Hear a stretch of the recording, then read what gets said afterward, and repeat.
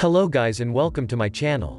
Today, I will show you how you can use CreativeFabrica to make KDP books and print-on-demand designs. First of all, if you don't know anything about CreativeFabrica, it's basically a marketplace where designers create and sell designs that customers can use to create their products. For example, you can buy a book interior file from CreativeFabrica and use it to sell your book on KDP or other book printing services. But what makes CreativeFabrica a very great place to get designs is that they offer subscription plans for buyers. This is good because instead of buying each file you want to use separately, you would have unlimited access to every graphic in exchange of a monthly price. Keep in mind that there are different plans for each design category. You can get the subscription plan for graphics, crafts, fonts, or you can get the all-access plan for everything on their website.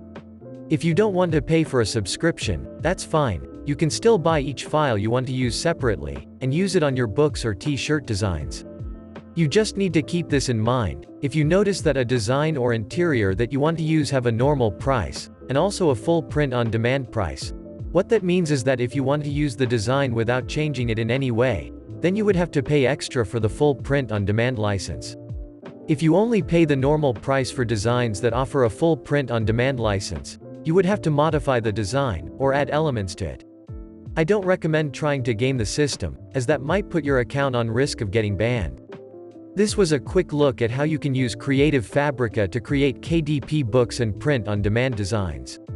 If you found this video helpful, make sure to leave a like, and subscribe for any future videos like this.